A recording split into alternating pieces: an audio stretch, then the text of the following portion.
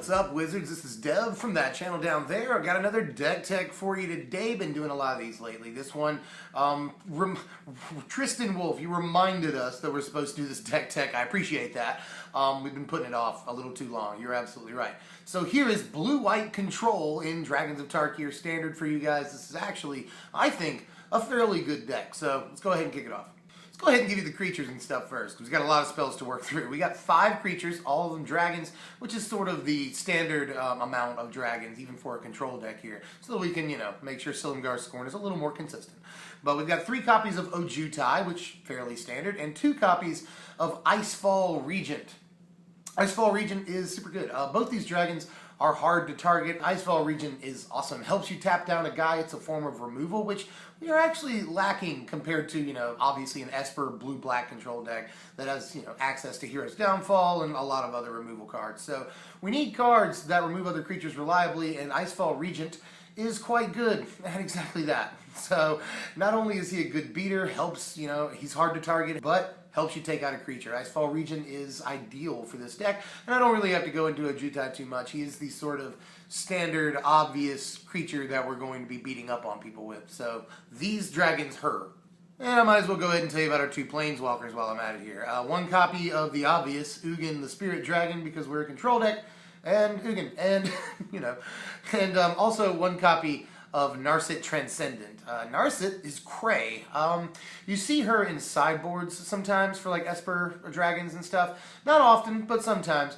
And in this deck, I went ahead and main decked her because we're playing like 26 spells, and everything she does is amazing. You can often just draw an extra card off that first ability.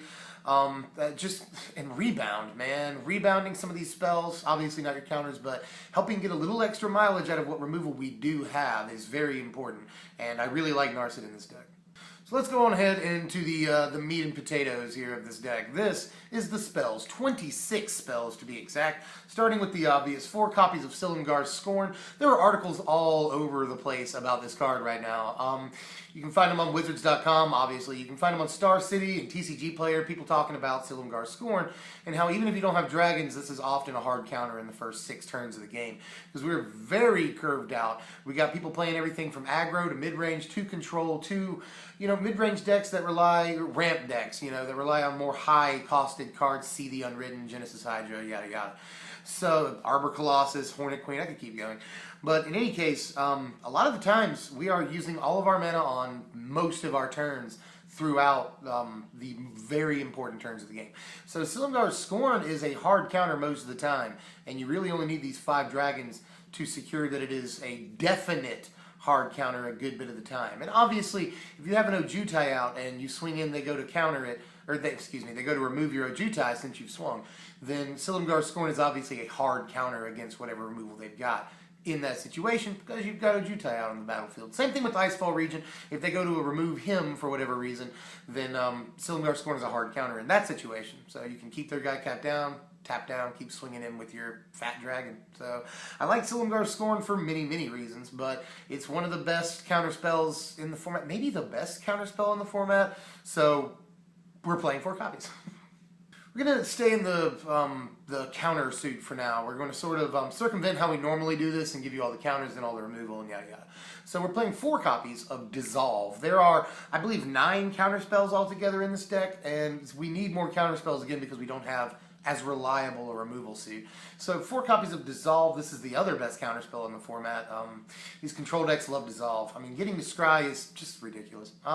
So yeah, 4 copies of Dissolve. Sometimes you see 3 or even 2 in like Esper or blue-black, but we need all the counter magic we can get because, like I said, our removal just not as reliable. So we've got to keep things from hitting the board in the first place, and Dissolve, very good at that. One more counterspell here. We've got 1 copy of Disdainful Stroke. I was really thinking 2 to begin with, but with all of our other hard counters and some of our removal, I think that we can get away with the 1 copy in the main and then another copy in the board. We are still seeing an awful lot of aggro in the format, but that's not to say that we don't see highly costed creatures and spells, enchantments, and things like that, because we do. Disdainful Stroke will hard counter a lot of the things, especially after 3rd turn, obviously. But I really wanted to keep it down to the 1 copy. I know that people will get me for that. I also know, on another note, that people might want to cut it down to 2 Ojutai and 1 Sunscorch Regent there in the creatures, which makes sense, but I just didn't. I could go into a whole long thing about Sunscorch Regent, but I'll explain that in the comments if you want me to.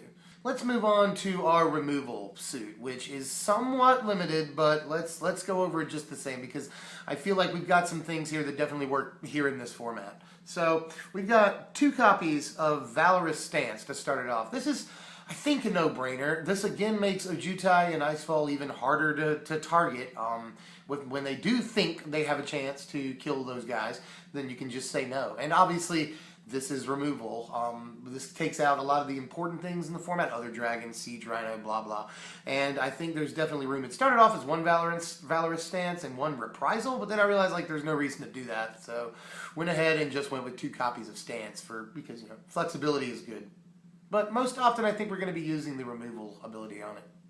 There's 2 copies, and maybe there should be more. This card is very good, actually, of Devouring Light.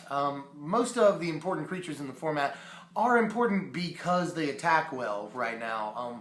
We don't have a fudge ton of activated abilities or creatures that just sit on the board and do nothing. I mean, you can make an argument for, I don't know, they still can carry at it. There are other creatures, don't get me wrong, I'm sure I'm missing some ridiculous important thing because people do that, but Devouring Light takes out 90% of the things that we're worried about, and we are worried mostly about being attacked into. So Devouring Light is very important. We're going to be paying full cost for it 100% of the time, but yes, Devouring Light. This removes all the creatures really that we are very, very worried about. And cute little thing here, Devouring Light is good against Ojutai. Ojutai has to attack, and when he does, loses hexproof, so Devouring Light is kind of cool against him. It's just a neat little interaction in Standard right now. But yeah, I play Devouring Light, and I might even play more. 2 copies of Last Breath. This is fantastic against aggro. We really don't care if they gain life or not. And yeah, I really have to go into it. I have seen blue-white control decks that played 4 copies of Last Breath. I think that's a little overboard, honestly, especially since the format is shifting a little more towards the mid-range control side of things. So I don't think we need all 4 copies of Last Breath in the main, but I will play 2 in the main because we see aggro enough and it's so good against us that we absolutely have to have a safety valve against it. So these will come out against some other decks, but obviously Last Breath is good against aggro, and we absolutely need that more than pretty much anything. So we have a good game against mid-range and even other control decks because we have an abundance of counterspells over them when they have a grip full of removal that doesn't really apply against us. 1 and only 1 copy of Banishing Light in the main deck here.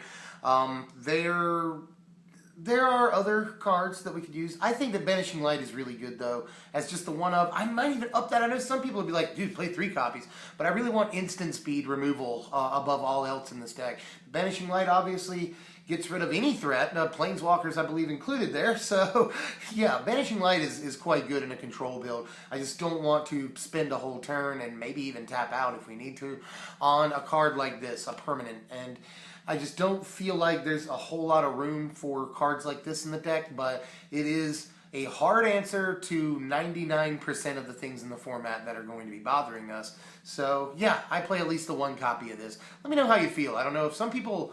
This is very polarizing. Some people are going to be like, no Banishing Light. Some people are going to be like, 4 Banishing Light. Play 8 Banishing Light. So I'm going to go with just the 1 in the main. It is usually good when we see it, but we don't want to flood out on this too much because we have to play mana. We have to spend mana on our turn to play this card, and I just don't like doing that unless we're playing something that can win the game for us, like a Ojutai. There's another card we have to tap mana on our turn for, but this one is a lot more excusable. This is, well, let's actually just give you the mass removal suit because we might as well. There's 2 copies of End Hostilities and 1 copy of Perilous Vault for the same reasons. We could just play more End Hostilities. I know that some people are going to be like, wow. But Perilous Vault is very good. Exiling is something that we want to do, and the fact that it's colorless and doesn't require an intensive white commitment is also pretty good. So, and we don't really see a whole lot of ways of taking out artifacts. I mean, people are playing Inox Survivalist, Reclamation Sage sometimes, but those are usually meant strictly for enchantments. Not to say they won't use them on our Perilous Vault, but still. Vault is something that a lot of people are playing for good reason, and we're no different. In Hostilities is, I don't have to really say anything on that one. We need mass removal in this deck against aggro and even mid-range so that we can then start dropping our threats, and follow up on our counter spells and all that. I mean, we need mass removal in a control deck, and this is what we have access to, so we're playing this. And finally, for the spells, let's go over our advantage suit, for lack of a better term. We've got 3 copies of Anticipate here, and some people might want to play 4. Anticipate, obviously an incredible card. And 4 copies of Dig Through Time. Dig Through Time is in the top 3 cards in the entire format. It's one of those, like, have you read this card? Dig Through Time is just so incredibly good. We do have fetch lands, we do have lots of spells, so we have many, many ways of facilitating Dig, and Dig does all the things we need for us, for it to do. And Anticipate is like a mini version of Dig, or a crappier version of Impulse, but in any case, Anticipate is also an incredible card. Helps us out in the early game. We didn't have to counter anything. Let's Anticipate. We need to dig for a counterspell. Let's Anticipate. We need to dig for removal. Anticipate. There's just so many applications for both of these cards.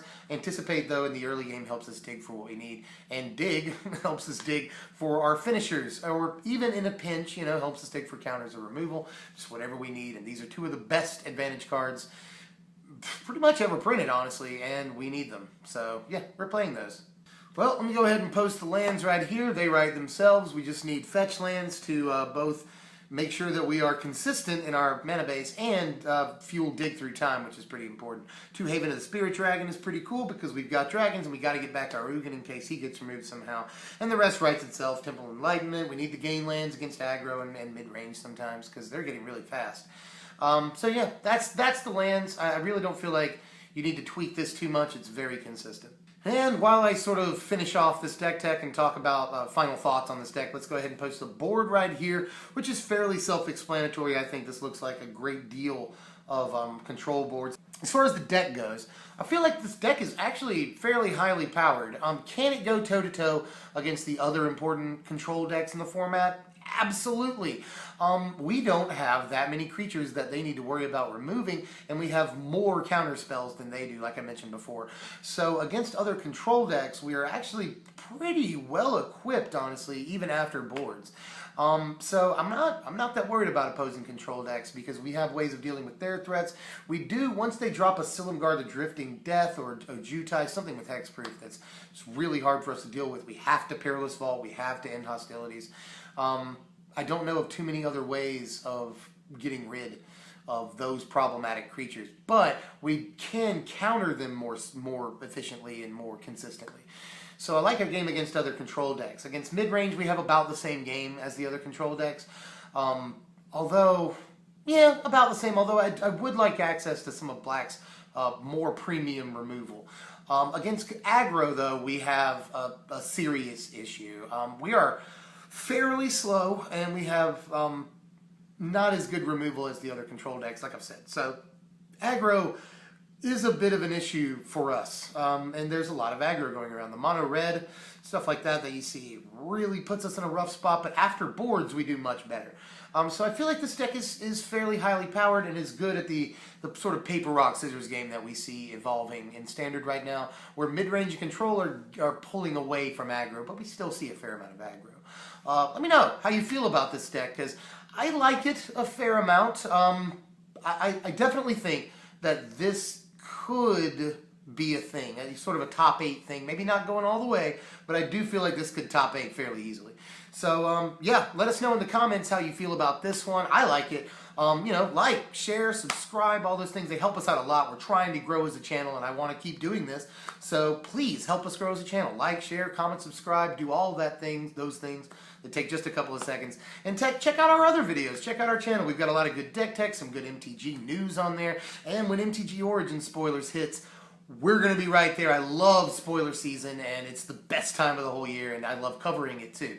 So, yeah, subscribe to our channel. We're Strictly Better MTG, and I'm Devin from said channel. I'll see you kids next time. Thanks for watching, Wizards.